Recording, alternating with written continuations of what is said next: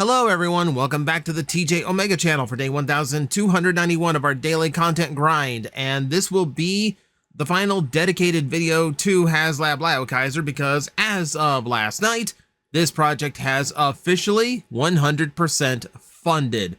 So we'll be doing news updates as things come out. We are going to be getting constant updates on the development of the toy, the stages that it is in. So we're going to hear about this thing continuously for the next year plus as they get it developed and produced. But for now, all the speculation is over. This campaign finished very, very successfully. But there are still a few little question marks. So we got to go over a few things here really quick. So for starters, the official page will tell you that this campaign has ended successfully at 23,553 backers after a target of 10,000 backers. Now, you remember the highest tier this one had was 18,000, so it very easily got all of its stretch goals completed. And yeah, we are on due for release somewhere in about a year and a half. We'll be getting these mailed in to us. However, there is something a little bit weird about that number, because that's not the only number we've seen. So if you had checked this page earlier today, you would have seen that it actually stated a final total backer number of 34,329, which is a bit of a huge difference, I feel. So with such a huge discrepancy, number one, figuring out what happened. So all the extra numbers. So I did check it last night after, after this completed, and this is the number I saw. I saw 23,000. I went, okay, that did pretty good. It was when the news cycle the next day started getting into it that people saw the bigger number. Now, what might have happened here is that there might still be some new totals coming in from overseas.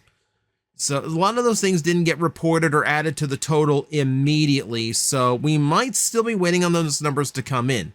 I don't think a random number like that would be tacked on at the last minute accidentally.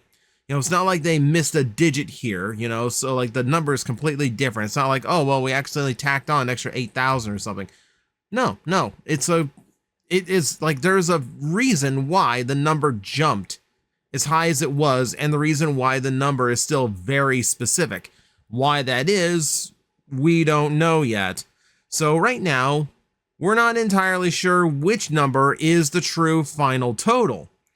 What is true, however, is that on certain levels, this is the most successful HasLab Transformer project ever. So let's do a little bit of comparison here, shall we? So here's our report from TFW 2005. HasLab Laokaiser concludes as the most successful HasLab project of all time. There are caveats to that. We will get to that momentarily.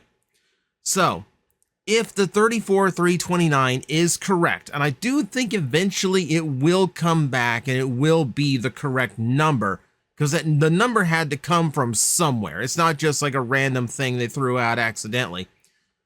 Once the numbers, I think, are confirmed from all the overseas purchases, then we'll find out the real number probably in a few days. Wait till then before we settle this. But for now, let's just kind of go with, yeah, like it was the number. So Unicron sold somewhere over 12,000. We never got a final official number on that. I frankly think Hasbro cooked the books on that one because it really wasn't going to meet its funding goal at first. For Victory Saber, 26,211 backers. Deathsaurus, 27,442. Omega Prime, 28,230.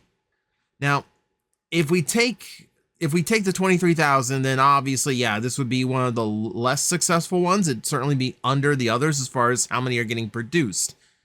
The 34,000, on the other hand, would be drastically higher than any of the other previous Transformer HasLabs, which is fantastic for a few reasons. Number one, showing that, yeah, you can get away with a more expensive Transformers HasLab that opens up some possibilities that might have been out of reach before. This could give Hasbro a little bit of confidence to produce something that is a little bit more extreme. Also, proves that combiners / multi-packs work. So I've said for a long time, there's a few things out there that wouldn't work at retail because it's just too much of the same thing or too expensive to produce all in one box because of complexity, colors, etc. HasLab is a way of actually accomplishing that, and Lyle Kaiser succeeding so well kind of proves the point. So if it's true, 34,000, yeah, the Transformer HasLabs are only getting more and more successful here. And it's interesting to me because it seems like the complaining from the fandom has just gotten worse and worse every single HasLab. I've heard so much discourse over, Death Star should have been a commander. Optimus and Magnus should have been 2 commanders, even though there's no room for that, and Magnus probably wouldn't have sold. And then I got the same thing about Lyle Kaiser. Oh, it should have been released as 7 Voyagers. That's an entire toy line. Like, that's an entire toy line's worth of Voyagers. You would not have wanted him to come out as a Voyager, I promise you. So, I still defend this. I still think this is the best way that this could have possibly gone.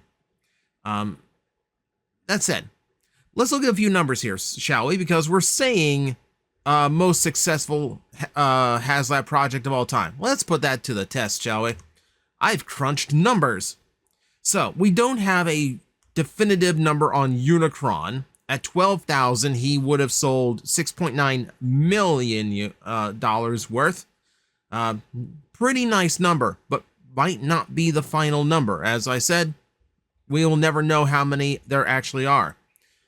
Victory Saber pulled in 4.7 million, 4.9 million for Death Source, just over 7 million for Omega Prime. Now, if we take the original 23,553 multiplied by 300, you get 7,065,900, and that's just slightly above Omega Prime. So financially, even though that 23,000 would be lower than the other HasLabs, it would have pulled in more money than the Omega Prime. And if Unicron has only a few extra numbers after that 12,000, yeah, financially, this would be the most successful HasLab of all time. Well, Transformer-wise, at least. If the 34,000 is correct, then it's over 10 million, to be precise, $10,298,700. And the people wonder why they do HasLabs. That's $10 million pulled in for one toy that they don't have to sell to retailers. They can just sell it to us directly, cut out a middleman, cut out warehouse fees, cut out a few extra shipping steps. We're going to be honest here. Even though you can break the price down and figure out, like, maybe the price is more reasonable than originally considered, the truth to this is they're cutting out a lot of things that would also cost them money to just get this thing out on a toy shelf. So they are profiting more than you even realize when it comes to something like this. So, when it comes to this project, there are other things to consider. Now, it's not necessarily the best or most successful HasLab of all time. For Transformers, yes, you can make that argument. But then there's this. Now, if we go by backer numbers, the number of toys produced, then yes, we've beaten everything. Absolutely everything. Here are the numbers that 6.0 was nice enough to put together for everybody. The most successful HasLab prior to this is Marvel Legends Galactus at over 30,000 units produced. 34,000 Lyle Kaisers in the world easily beats that. But again, where does your success lie? Does it lie in how many get produced, how many people actually pitched in to produce it, or does it go for monetary success? Because this is a business. So we actually do have to think about the numbers here and how much money it pulled in. Galactus from Marvel Legends was a $400 piece. This is the second most expensive HasLab ever behind Unicron. If we do that math, we didn't beat it. So as far as units produced, yes, Halio Kaiser at 34,000 would win. And if we're looking at dollars, it would just barely beat out Razor Crest at just over 10 million, but it falls $2 million short of Galactus. So we can't technically say most successful HasLab because a business is going to look at it in terms of dollars brought in, not units sold. So dubious claim. Dubious claim. Like I said, we don't know how the numbers are really going to shake out, if it's going to be the 23 or the 34, but either way, there is grounds to call it the most successful Transformers HasLab of all time. At the very least, it's the HasLab that pulled it for Transformers has pulled in the most money no matter what. So we can say that, well, Unicron notwithstanding, but we'll never know that for sure. So with that said, let's take a look. Let's actually break this down one last time. So now that we know exactly 100% what we are getting out of this toy. 7 figures that are continuously described as Voyager class. And you know what? I believe that based on the size when they're in hand. Some of them you do have to chalk up to like an Ironhide style Voyager of it's larger than a deluxe, but there's complexity that a deluxe couldn't do. So I'll give them that at the very least. I will give them that benefit of the doubt in that situation. So let's say you're looking at 7 Voyagers, typically a retail price, $35. So let's take that. At $35, you're looking at $245 in this toy, meaning there's $55 worth of value left on the table.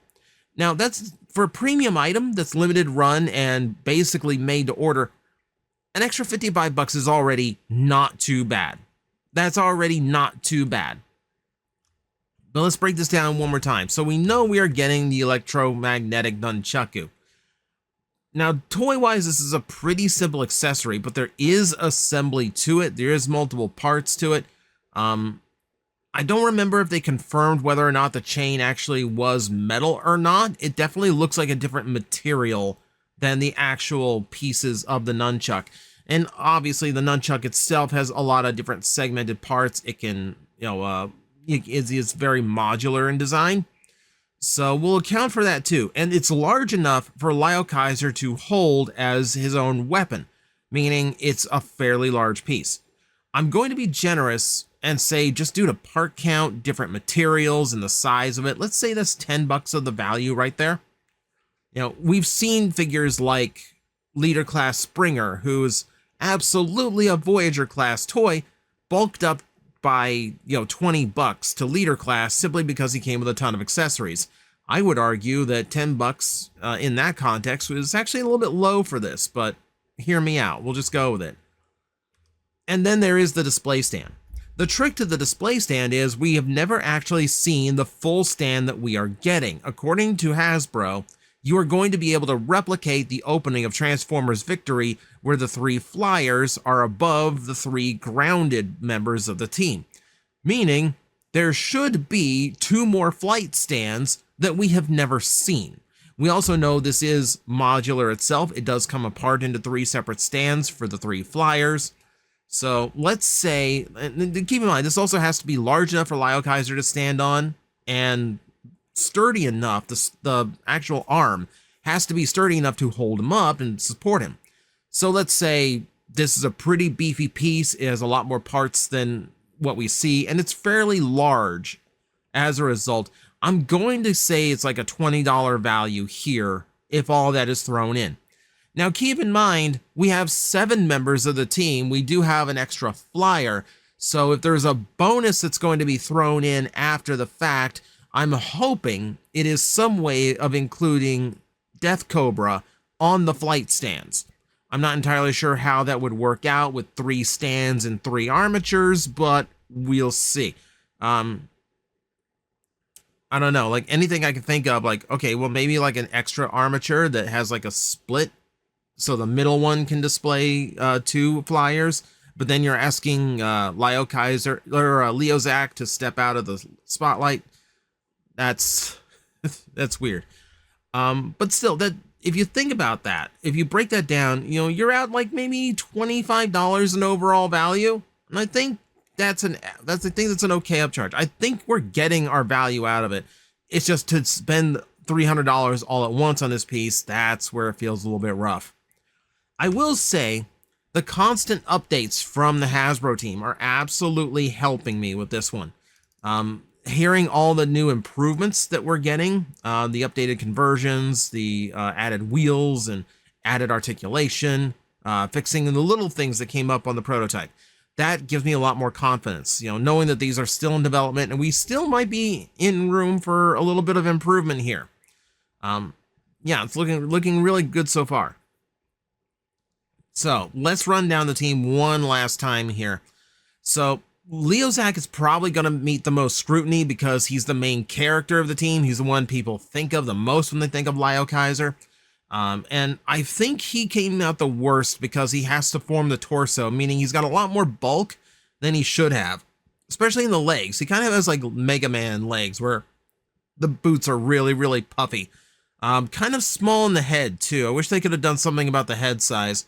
So proportionally, he's not looking great. I give him credit because he has a lot that he's got to do, but it does make him a little bit rough compared to everybody else. So we'll knock him a point for that one. At the very least, they addressed the visible head in vehicle mode. Skyhawk, okay, they did fix a few things for him. The shoulders are going to transform differently, so they're not in the way of the arm mode. And he doesn't have an outie belly button anymore. That's the only real grievance I have. Otherwise, Skyhawk and to a lesser extent, Elbat, those two seem fine. Like I don't really have any complaints with their look, design, proportions. They seem like they're gonna do their job just fine. No real complaints there. I don't know exactly if they have waist articulation, considering they have to form some kind of elbow, or if that's gonna like work into like a bicep rotation. Yeah, it doesn't show it here, and I don't remember seeing like enough poses to say whether or not they have it or not. Possibly. But that might be my only concern there, is like how good their articulation is going to be, considering what they have to do in the combiner. I think Jaruga is going to come across smelling like roses through all of this, considering he gets to just be a plain old normal transformer, while most of his combined elements are going to be relegated to his big accessory chunk. And while they are improving the accessory chunk so it looks better in vehicle mode, it does mean he just gets to be a normal transformer who's just going to kind of form part of the waist joint. So it's not like he has to sacrifice a whole lot. So he's going to be fine. He's going to be fine. If you like the look of this toy, like, he's just going to feel like your run-of-the-mill Voyager class figure. It's the tank boys where I draw the most concern. So we do have a few updates on them. We do know they're getting wheels, which are not depicted here, so they're not going to scrape the ground or anything. Unfortunately, they are not addressing the biggest issue I have with their engineering so far, and that is going to be those weird arm struts, which are going to give them very awkward positioned shoulders, and I'm not crazy about that. Also, Kill Bison's vehicle mode here is just unfortunate. If you haven't seen it, it's a block with a tank turret on top. There's very little attempt to actually make it look like a tank, and I'm really hoping they try to fix that before the toy comes out. Right at the moment, it feels clear that they're trying to make it animation accurate for the combined mode, but the toy is suffering a little bit because of it, and I kind of wish they would do something about it. So he's the one I have the most concerns with. I feel like he's just going to be the one that's left as a leg. Even if I break the team down, I'm just going to leave him as a leg, because why bother? And then, of course, we get Death Cobra as well. They've done quite a bit of improvement to him. Obviously, his helicopter mode has a big block underneath it for his legs, but he's got to form an arm. So, you know, the bulk has to come from somewhere. So, and they have improved this one too. He's getting thigh rotation. He's getting ports so all the chest animals can attach to him. So that's great to hear. Honestly, you know, it's a fantastic bonus. I'm thrilled that we're getting a Death Cobra toy because it's such a cool design. and obviously never got one in G1 because no one expected him to actually be around long enough to get a toy. So I think it's a really good set. Like, obviously concerns, but I do feel like they've done a really good job of making this worthwhile considering its price. And then there is the future to think about. So now that we know a combiner works, that opens up doors. Now that we know $300 works for a HasLab price, that opens up doors. So now we are left to figure out who is in that sweet spot, whether it's Japanese or obscure G1. Who's in that sweet spot of popular enough that people will back it, but not popular enough to get away with it at retail level? We can speculate on that at a later date. But for now, that's my last dedicated video to Lio Kaiser, at least until I get it in hand and am tempted to do a review, which will mentally break me because that's a lot of toy to talk about. But that said, that is your HasLab. Congratulations to everyone who managed to afford this one. We'll all be waiting with bated breath for the next year and a half to see how it actually turned out. And as always, keep an eye on the news roundups. We'll be getting updates for the next year plus. I'll let you know there how this toy is developing out. So that's what I got for you today. Let me know in the comments section below if you got it or if you skipped it. I'm genuinely curious how many people, well, I know how many people backed it, kinda, but I want to know how many people following me took the plunge on this one. So let me know, and thank you very much for watching. I will see you next time. Hello everyone, I am Astral Agent Magnetar, a Tokusatsu VTuber, and I am streaming 4 times a week over on Twitch, Monday, Tuesday, and Wednesday afternoons, and a special late night one on late Friday/early Saturday. So come watch, come hang out, and let's make an impact together.